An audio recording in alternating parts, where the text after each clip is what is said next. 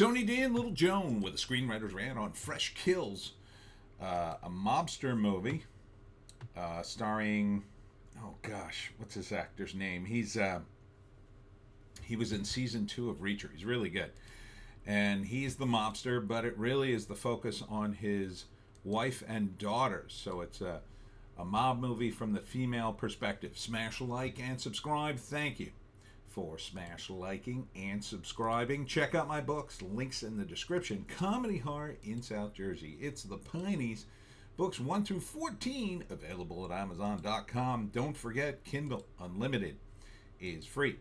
So, a lot of movies these days. It's women. But in the case of doing a mob movie from the female perspective, not a lot of these movies. Not a lot. And it is a different spin on a movie trope that we like, but at the same time we want to see something new. There's been very few movies. Married to the Mob's the only one I can think of off the top of my head, but there have been a few others.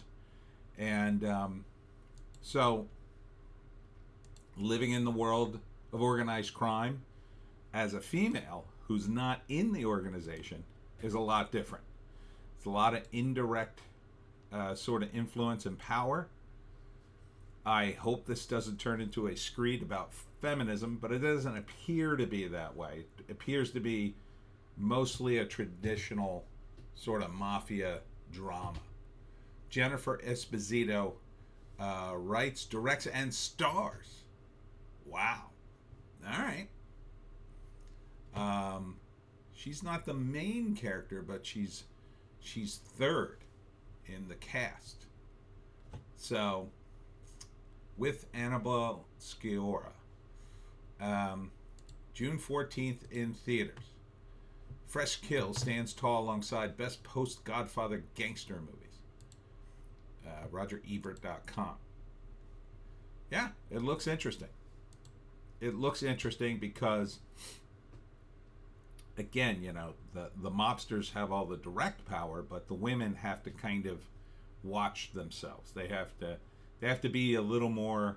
They're insulated, but at the same time, if they want to do anything outside the norm, they're in trouble. And if things go belly up for the husband, typically it goes belly up for the whole immediate family. So, depending on his position and what happens. So it looks pretty cool.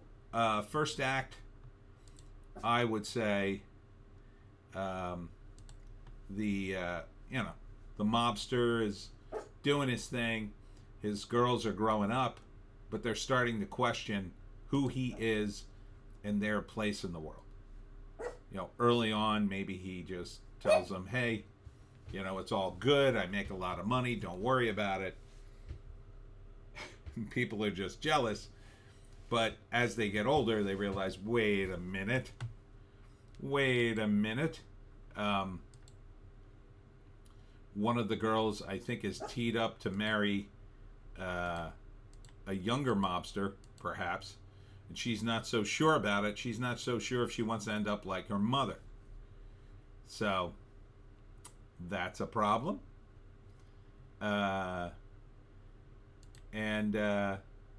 Just more of the drama. So the second act, I'm not sure what specifically starts it. Probably that the husband is either going away or is targeted by the family. Possibly because of something he did. Possibly just because of the politics. Not sure what era this takes place in. It looks, I'm going to say 80s, 90s maybe? Because the clothes look a little dated.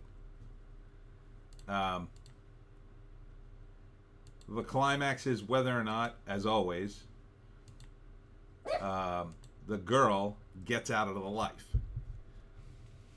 Usually it ends with they don't get out. Like Michael in The Godfather, right? Not only does he not get out, he goes right in and is the most ruthless of all of them. This could be a very similar thing, judging by her expression, right, Joan? Joan, let me do the talking, Joan. that at first she's all set to buck the trend, Joan. Buck the trend of the mob life and being a mob wife.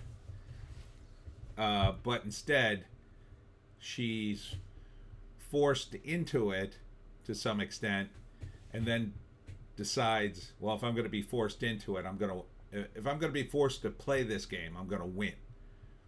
And then she gets more ruthless than even her sisters, would be my prediction. So I would totally see this. Absolutely. Absolutely. Let's read the write-up. Follows the story of loyal women of an organized crime family dominated by some of the boroughs of New York City in the late 20th century. So yeah, this is 80s, 90s maybe. So I think it could be good, especially if you love mafia movies and crime dramas. This is going to give it a little different a spin. So, all right, and that's it for me, Tony D, and Noisy Little Joan. Check us out on Odysee, Bitchute, and Rumble for our more base takes. If you can find a more base take, I say, take it. I will be at the Medford Historical Society on Saturday from 12 to 4 for their Country Day event. So check that out. I don't think it's going to rain. It looks like, so far, it looks like it's going to be a good weekend. So hope to see you there. We'll see you in the next one.